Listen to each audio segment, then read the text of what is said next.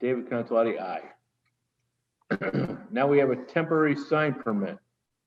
170 Housatonic Street for the roadway in. It's changed from Super 8 to roadway. They have a sign that is the same size as the one that was on there. And they want a temporary permit until they can change it totally. I'd move the temporary sign permit for, is it for roadway or for Super 8? It's for roadway Okay, for roadway. at 170 Housatonic Street, yes. Okay. I'll second that motion. All those in favor? Pat Carlin, aye. Sean Renier, aye. David Consolati, aye. So that passes. Next we have a Forest Wild discussion about an extension for 65-day decision requirements on special permit application. Mr. Chairman, Yes, sir. at this point, I'd like to, for the record, recuse myself from the meeting. Okay. So Chris Britton will be holding whatever's left. Yes, Mr. Chairman, I'm here, and I just unmuted Pete DiAgostino from 10X for this discussion. Okay. Good evening, Mr. Chairman and members of the board. How are you? Very well. How are Fine. you? Doing great. Really appreciate the opportunity to appear before you. Mr. Chairman, did you want to start or did you want me to provide a little bit of background of where we are? Why don't you tell us where you are? I know Okay. you need some more special permits and you're not there yet, but let me know. Yep, you basically summarized it well. We went before the planning board for our site plan review. The planning board approved the site plan review and placed on it 2 conditions, one of which is a water usage information to the DPW, which we're working on now, and we'll work with the DPW in accordance with that condition. The other condition was to get a special permit approval in accordance with 6.1B under the zoning ordinance. So, which worked for us, no issues there. Just the net result of that is that obviously Chris needs to notice the meeting, the town clerk needs to notice the meeting, and the planning board needs time to hold the meeting. And so those things tentatively are scheduled to occur on the 22nd. I don't know if the clerk has confirmed that date through posting yet or not, but the original discussion was March 22nd of this year, tentatively.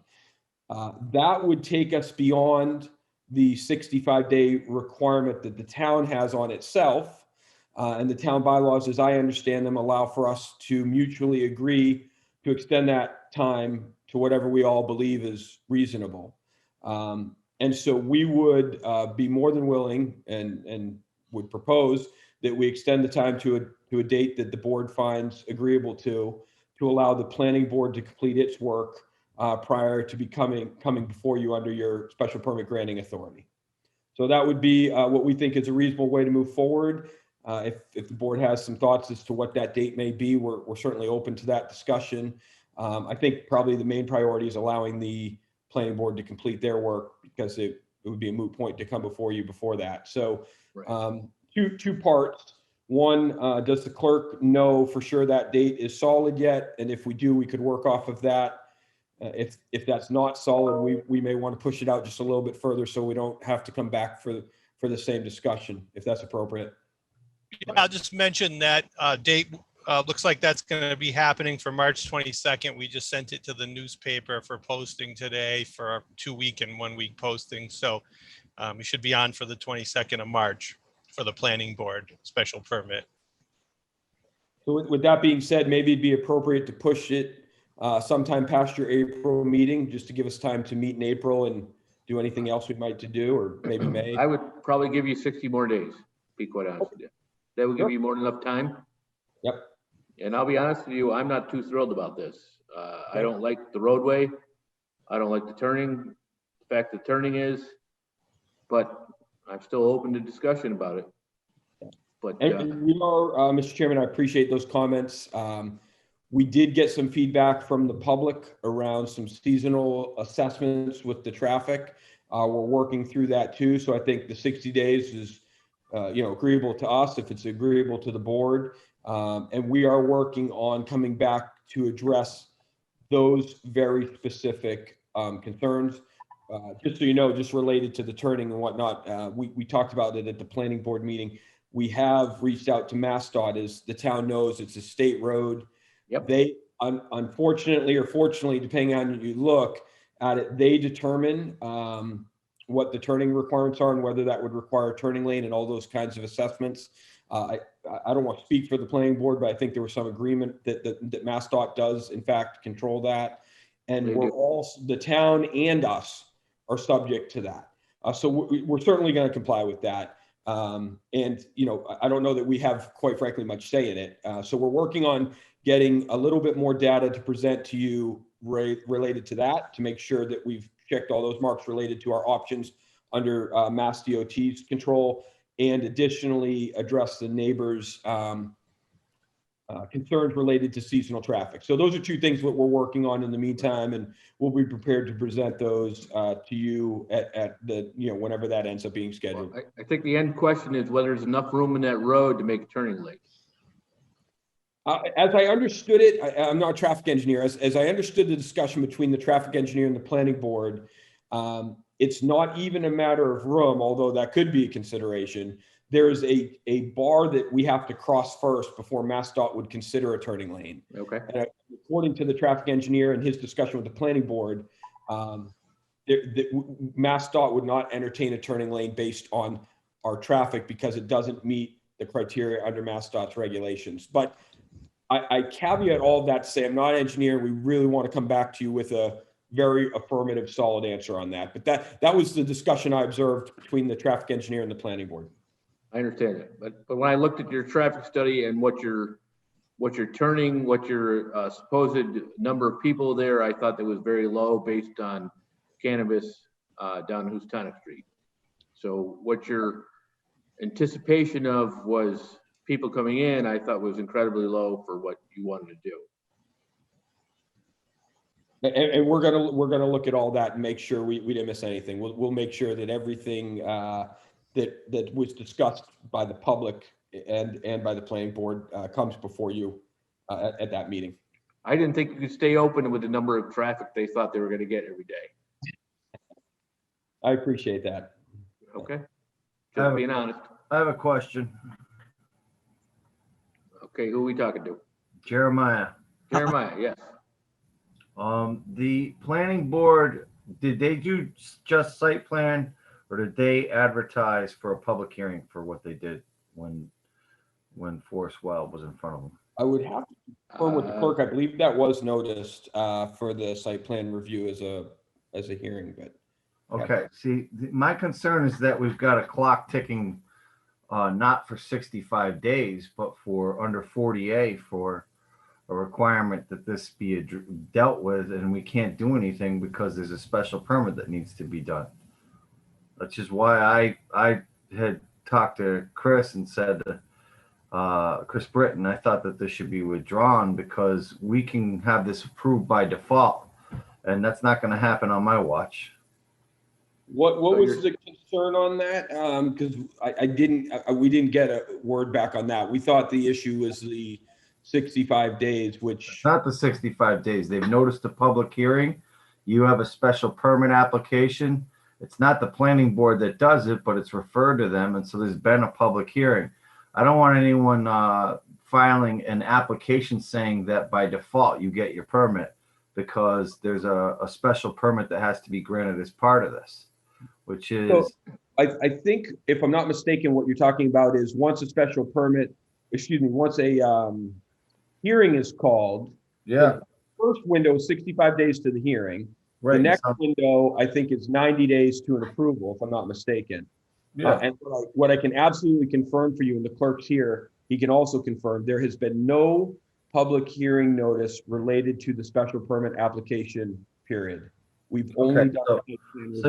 What you need to send to the board is a agreement that A, extends it for the period that you're requesting it be extended for, and Okay. B makes it perfectly clear that that's what's happening.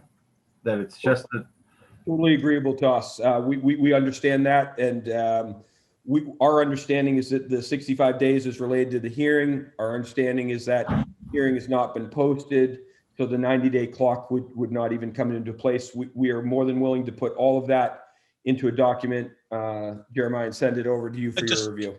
Confirm Okay. that, yeah, the select board has not posted a hearing yet, only the planning board.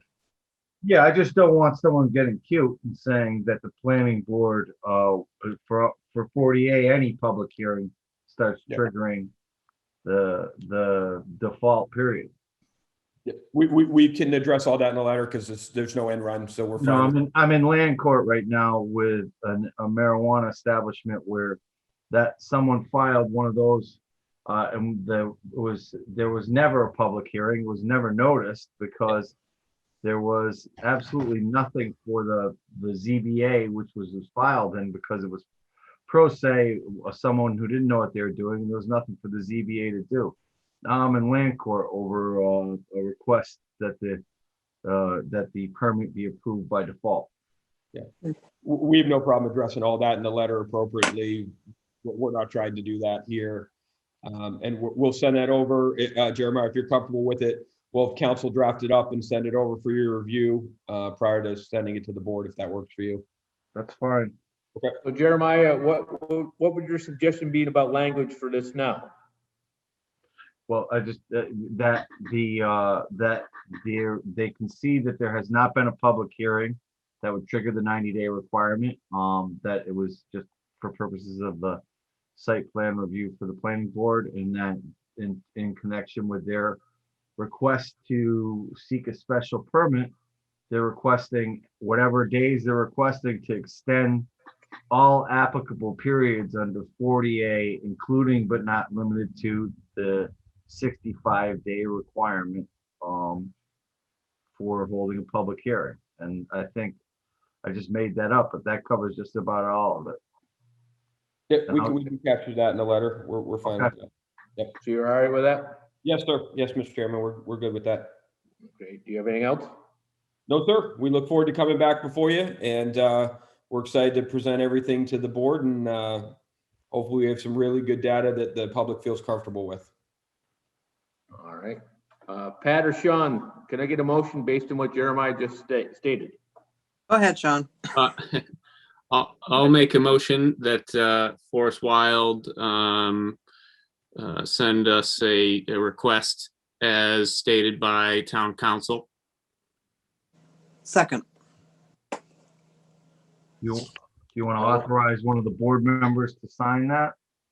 That's what I was going to say, or else we may blow through the 65 days before your next meeting. So maybe as part of the motion, allow somebody to sign it.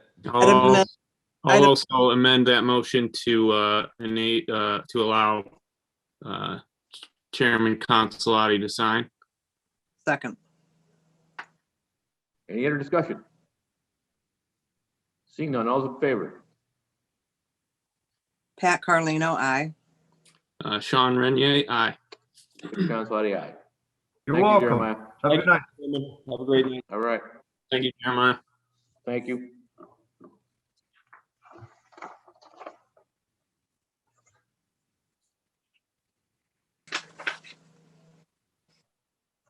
All right, next we have peaker plant discussion.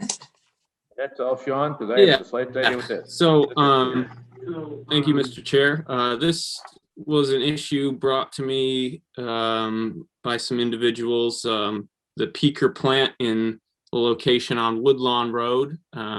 They, as part of what they do, is burn kerosene and emit some pollution as a result of that. They do that to supplement power as at peak power periods when the demand is the highest. And I would sort of yield to some individuals I think are here that could speak further to that. One of those is Peter Hoffman. Are you here, Peter? Not on my Not on my screen. Not on your screen, Peter? I believe I just Yeah. asked him to unmute. I think you're here, Peter, right? I'm there, and I would probably introduce you to Rosemary Wessel from the Berkshire Environmental Action Team, who's working on an initiative to address 2 of the peaker plants in Pittsfield as well as the one in Lee. Here you go, Rosemary. Hi, thanks for having me here. The peaker plants are indeed electric generation plants that run for the few hours when demand for electricity is at its absolute peak. That tends to be in the hot days of summer, more likely than not. And they run for a few hours at a time, but during that time, they produce a tremendous amount of pollution. The one in Lee is 61 years old, and as Sean mentioned, runs on kerosene. We would like to see the plants in Berkshire County close down and hopefully change their business model so that they run battery storage for grid scale instead. We are approaching the plants to talk to them about possibly changing their business model, and have been engaging with Peter and Ron as outreach so that they're aware that this pollution is going on in Lee. The type of pollution they produce is most harmful to elderly and younger folks. It's a very fine particulate matter, and that gets into the airways much more deeply than, say, coal or wood burning, and can contribute to deaths from COVID at a higher rate than they normally would occur, and contributes to other respiratory illnesses and cardiovascular illness as well. We've located several schools and elderly facilities that are within a few miles and in the same bowl of the valley in Lee and Lenox that would be affected by this, especially when weather conditions are right, such as hot and humid or temperature inversions. So they're using this as a supplement when the electric grid isn't making enough electricity, so they're using this to supplement that. Right, right. What is your suggestion to supplement it if we close them down? If there's grid battery storage, that type of power can be provided for the same amount of time that these plants typically run. Okay. And that's a clean solution, and is becoming a more affordable business model as well. Well, we tried to do one of those behind the wastewater treatment plant, and that got poo-pooed away. So I don't, we can all want these things, but whether they'll do it or not is a different Right. story. Peter, yeah, Go ahead, Peter. Sean. One option is to, and because it's been done elsewhere in the country, is to actually put the battery storage in the former peak power plant. It's already connected to the grid, and this has been done in other parts of the country. So that might be one option. They may not shut down. They may just convert how they provide the peak power. And it would be the power plant operators and not the town taking that on. Right. It was my understanding. Go ahead, Chad. It was my understanding it was my understanding that you guys were drafting a letter and were to ask the power providers, the peaker plant, if they would consider changing their model, their energy model away from kerosene to some other form of energy. And we're looking for the town to possibly support that effort. So, Mr. Chair, if I may. Yes. So one of the barriers to the town's previous battery storage efforts was the availability of an effective location for a cleaner plant, specifically in the area of the one that's being discussed here tonight. So, if a conversion were to take place, that in and of itself would provide the opportunity that the town's been wanting to provide in the past, but has not had for availability of space. If I could just add that as a point of clarification. So it's a long-winded way of saying this may be the opportunity that we have been looking for. Okay. Yep, the substation is right on site there that it could connect to. The other thing about these plants is right now they are paid incentives by ISO New England, that's the grid operator, to store fuel Right. on site. They also are paid to remain idle all of that time to the tune of millions of dollars. So this would prevent that that payment from going out and being on the backs of the ratepayers. Mhm. So what is it you need from us as a Board of Selectmen to pursue this and continue? Chris, did you have a? So, We sorry, I'm just having a little bit of audio difficulty. Bear with me.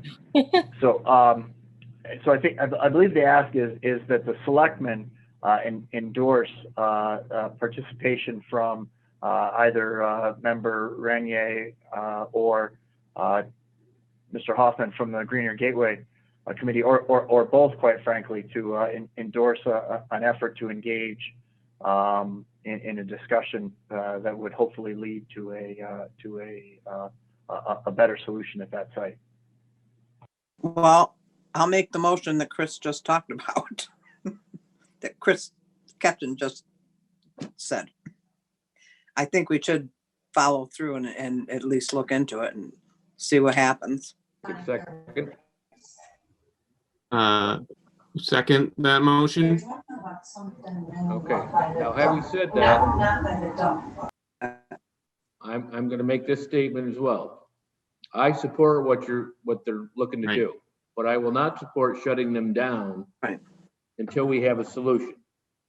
If we have a grid problem that doesn't have enough electricity, I don't want to shut them down until we can get something else in place that solves that problem at the same time. I would assume they have to come back to us again once they have spoken to But whomever. I'm not supporting shutting them down to make them do this. I'm supporting Right. looking into this and see if we get them to deal with it and change over. I'm more than happy to allow that.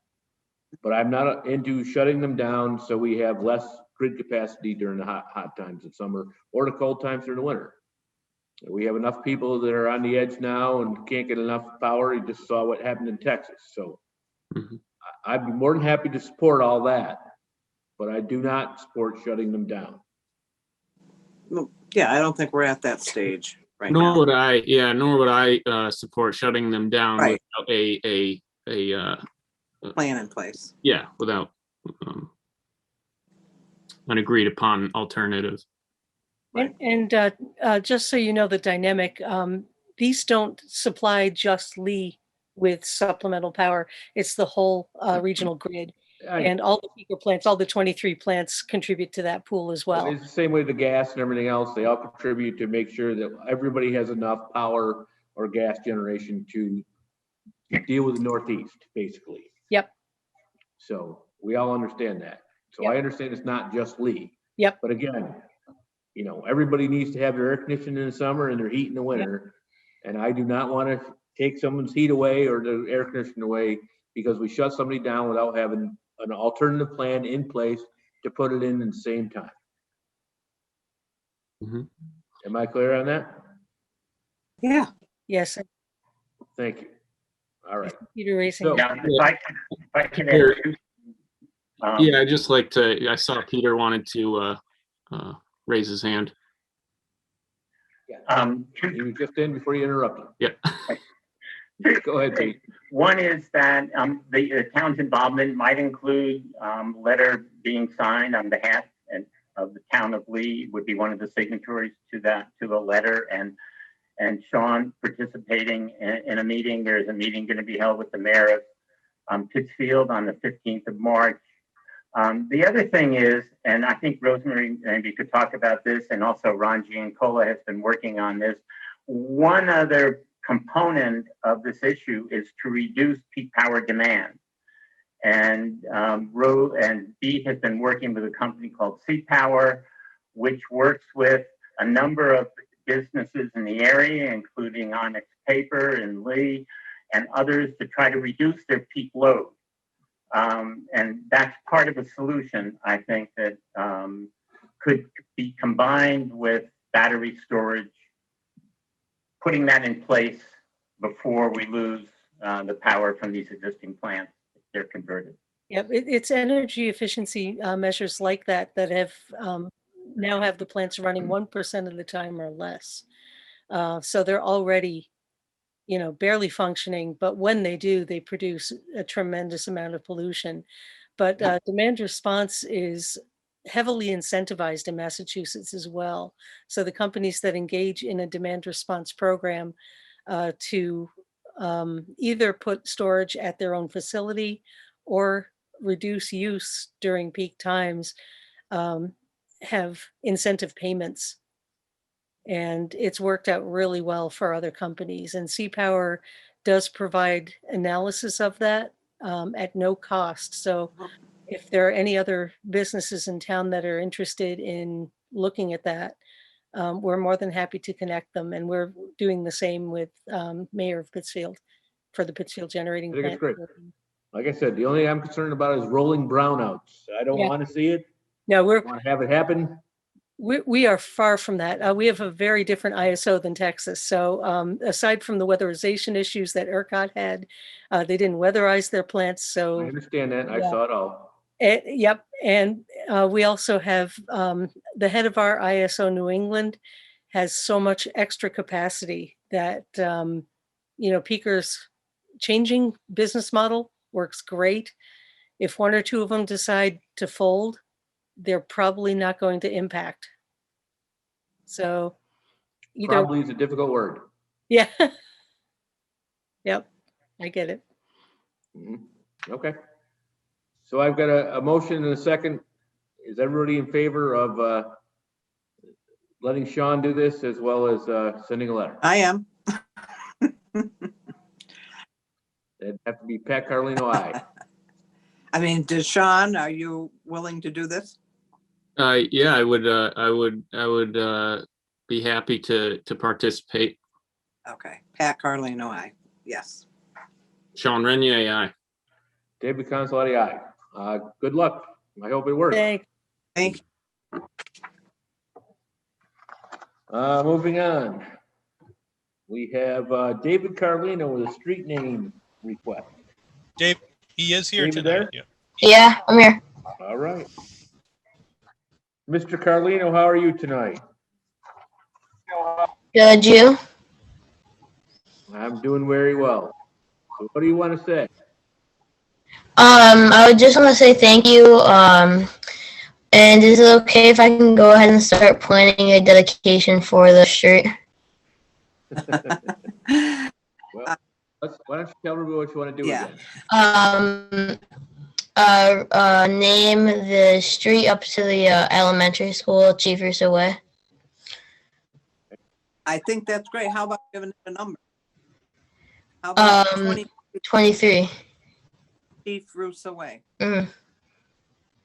Does everyone know the significance of that? I don't know. That's Chief Russo's badge number. Mm. We just thought that'd be a nice designation. And, Yeah. But yeah, I already spoke to Zippy. I think it only takes a week to 10 days to get the sign. Okay. I just don't know if they'll be able to put it in with the ground frozen. All right. I'll leave that up to him, and he can Probably a sign already there. They could probably just change the top of it. maybe. I don't know that there's any sign there at this point. I mean, I don't think there's a signpost there, but I don't know that for. But we'll get it done. Okay. So Well, David, I've known Chief Russo since he started. Mm. He's been a giant pain in my backside for all those years. But I think he's a great guy. And I think that what you did or want to do is a wonderful thing. And I support what you want to do. Okay. But I'm one member of three, and I don't know if your grandmother are going to vote on this. So I think it does. I think we're getting anything out of this, David, except pride and recognition for Chief. Okay. but anyways, all you need is two anyway. All right. Yeah. Can I get a motion? I'll make a motion to approve a street name request for 23 the- Russo Way. for 23 Russo Chief. Way, Chief Russo Way, or however it turns out to be set forth, and yeah, that's my motion. I will make the second. Okay. And any other discussion? Not much. But can I go ahead and start planning like a dedication?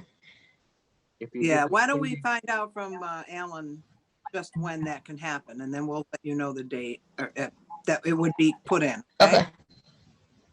We can do that tomorrow or the If next you day. get it 10 seconds, it'll be set in stone. Can I get a vote to accept 23 Chief Russo Way? Sean Renier, aye. David Consolati, aye.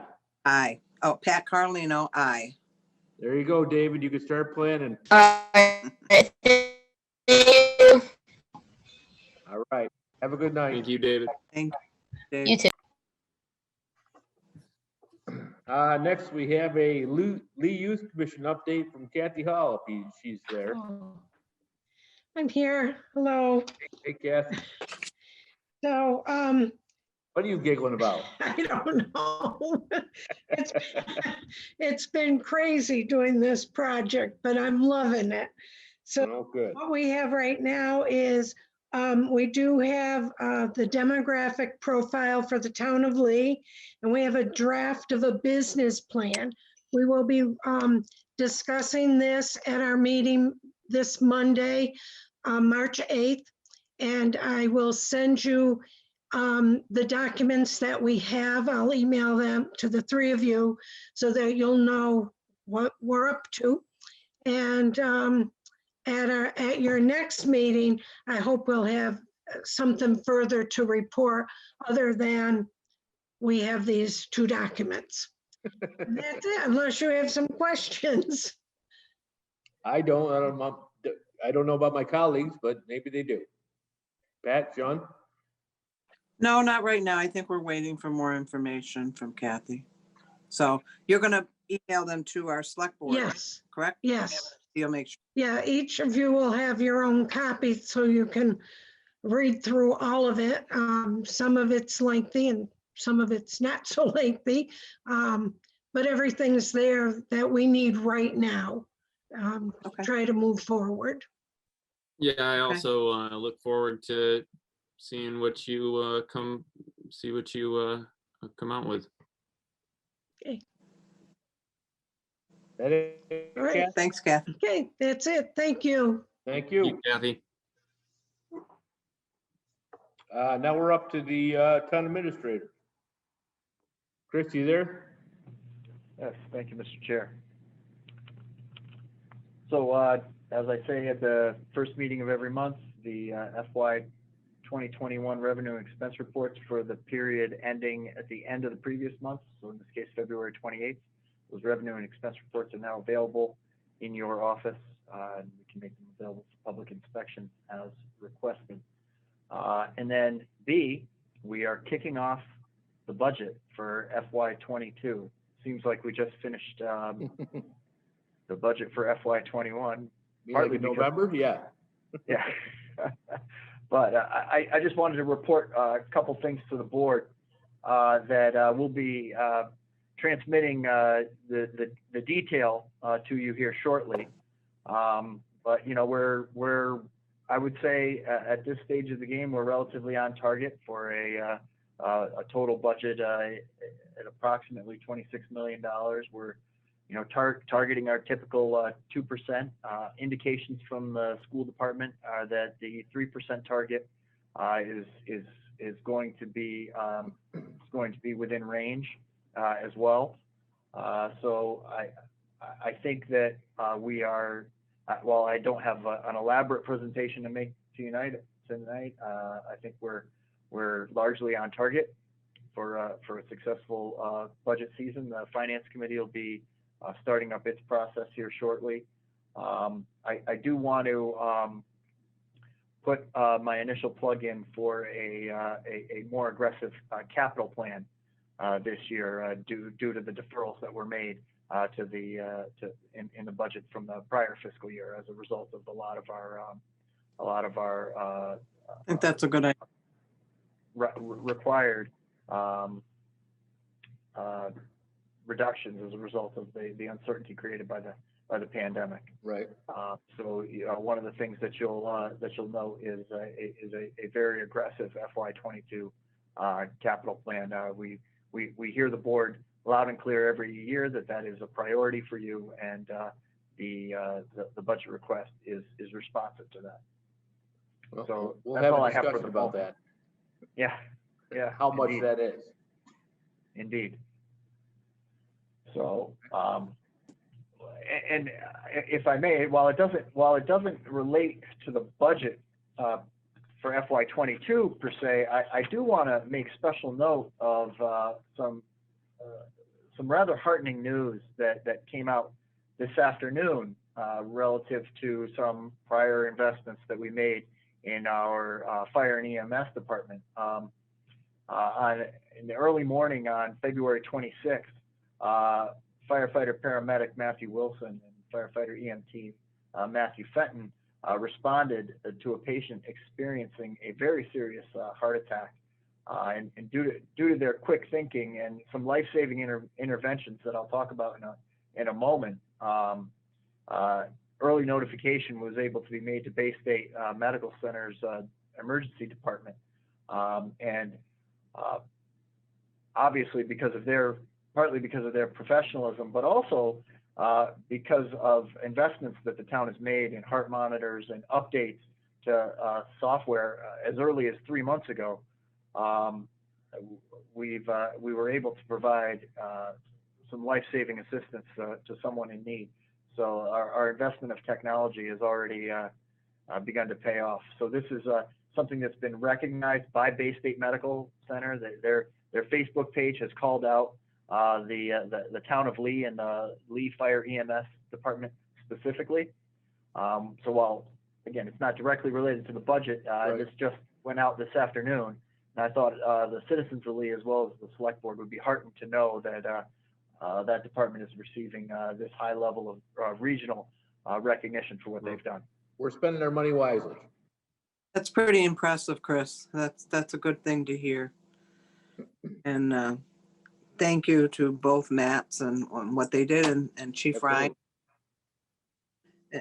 I think it's something like that's very heartening to hear.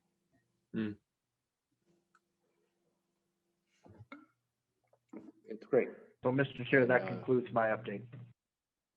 All right, Christopher, thank you very much. So now we're on to public comments.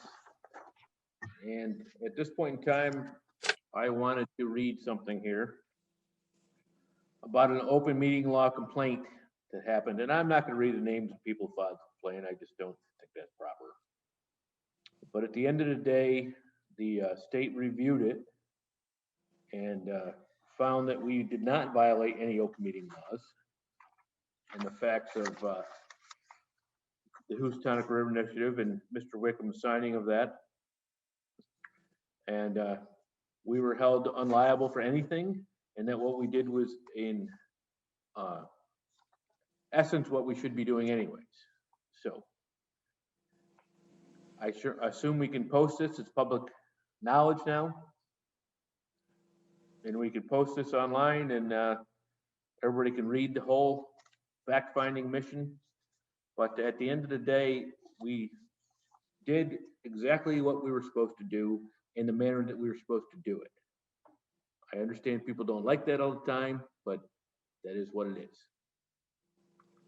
So I don't know if anybody has anything to add to that, but that's what it is. No. Would like to get it online though, so that people can read it. Absolutely. I just didn't think it'd be appropriate to read the whole thing. It's 6 pages long, so that's fine. Sean, do you have anything else to add? I don't. Will that be available on the town website, Chris? Yeah, I'm getting a head nod, so sounds good. Yes, post the whole thing on the, anybody can read it. It's right there. It goes through the reasons why it was appropriate and goes from there. So, is there anything else you guys want to add? No, I don't have anything for public comment. Pat? I would, yeah, there's just something I read today where I understand the school is going to take part, our school is going to take part in this testing pool. I don't know if anybody else read about that in the Eagle. Pittsfield's doing, quite a few of the schools are, and I just want to say for myself and I assume for the rest of the board that I just want to give a shout out to Greg Briganti and Kate Retzel and the superintendent and everybody at the school, because I think we've done a really good job there, and the school committee, of course, and just keep it up. And we're going to get through this some point.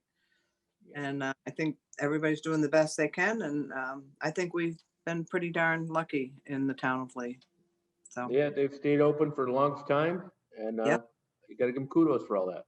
So Right. they're doing something proper and right, and they should all be commended for what their actions are, as well as the janitorial staff and everybody else who has to make sure it's safe. Yeah. So. Right. Yeah, I always appreciated the hybrid model as an option that some other school systems weren't so didn't go that direction right away, and that's something that Lee went right ahead with. And I think it's so important for these kids to just have some sort of social interaction in that level, and so that was always something I appreciated from our school systems for sure. Well, my daughter is a teacher, and she finds it very difficult to keep. She's got third graders to keep their attention for the whole time when they're on the computer. Yeah.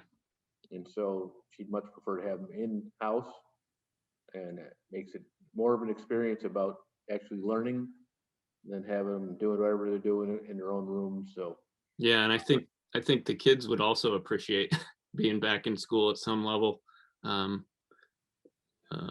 sure. Yeah, it's important for them. Hopefully, we can return to that as soon as possible. we can only pray for that one.